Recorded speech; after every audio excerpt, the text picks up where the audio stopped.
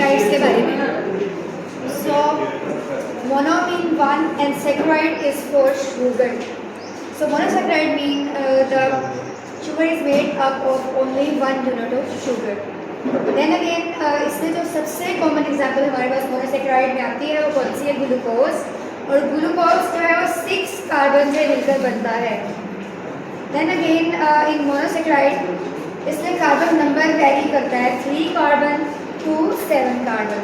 According to number of carbon हम एक general terminology use करते हैं। अगर हमारे पास मोनोसेक्राइड 3 कार्बन से मिलकर बनता है तो हम उसको कहते हैं ट्राइओसिस।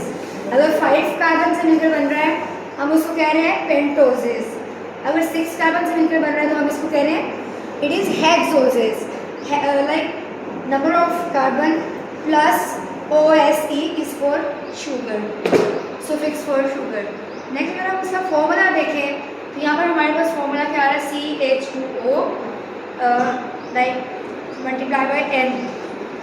So if we have number of carbon, N is for number of carbon here numbers.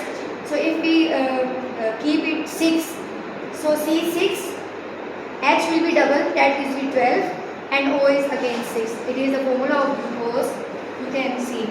Then you can see the carbohydrate के अंदर जो है ना मोनोसेक्राइड में 2 फंक्शनल ग्रुप हो सकते हैं। एक है एल्डिहाइड जिसको हम कहते हैं C+OH, इसको हम एल्डिहाइड बोलते हैं। और अगर किसी शुगर में एल्डिहाइड ग्रुप मौजूद है हम उसको एल्डोज कह सकते हैं।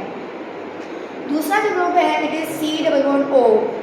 अगर किसी शुगर में C+O only it is present हम इसको कीटोसिस भी कह सकते हैं। इस शुगर को हम कीटोज बोल सकते हैं on the basis of functional group that is present. Then again अगर हम ग्लूकोज का लीनियर स्ट्रक्चर देखें तो सबसे पहले हम कार्बन की बैकबोन बनाते हैं, 6 कार्बन बनाते हैं। तो मैंने 6 कार्बन ड्रॉ किए, उनमें मैंने नंबर भी लिखे हैं, carbon number 1 2 3 4 5 and 6।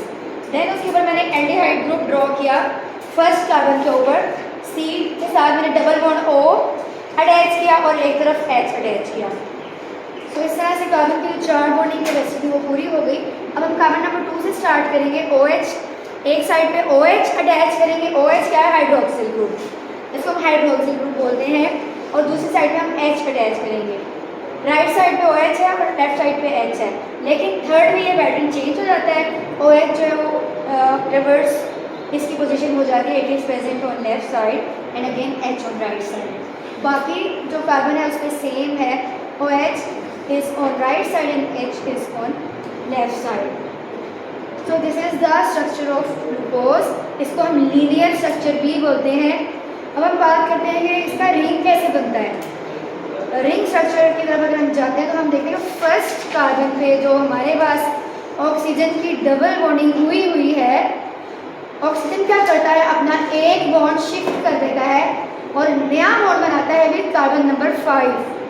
Carbon number 5 के साथ जब हम बॉन्डिंग करेंगे तो कुछ ऐसी पोजीशन आएगी शिफ्टिंग के दौरान। देन अगेन इसका एक 6 कार्बन रिंग बनेगा जिसमें ऑक्सीजन से स्टार्ट हो रहा है रिंग, और उसके बाद हमारे पास carbon number 1, carbon number 2 3 4 5 and 6 carbon जो है वो रिंग से बाहर चला जाता है।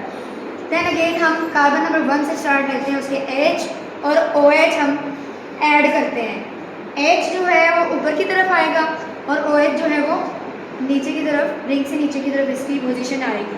अगर ऊपर की तरफ H मौजूद है तो हम इसको कहते हैं अल्फा पोजीशन, और अगर OH या कोई फंक्शनल ग्रुप रिंग से नीचे की तरफ मौजूद है इसको हम कह रहे हैं बीटा पोजीशन। तो यहाँ पर हमारे पास वही पैटर्न है H और OH का।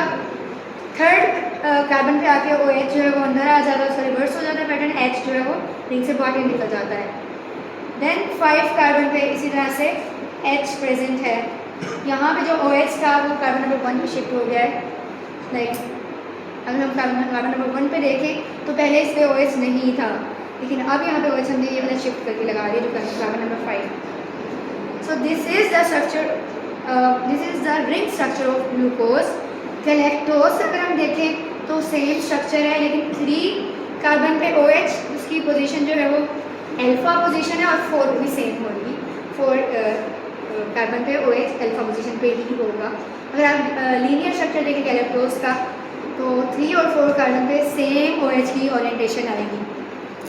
जैसे इसमें स्ट्रक्चर का डिफरेंस है और carbon hydrogen and oxygen in same quantity concentration मौजूद है, सेम अमाउंट में मौजूद है, ऐसे कोई भी दो कंपाउंड जिनके नंबर ऑफ मॉलिक्यूल्स सेम हो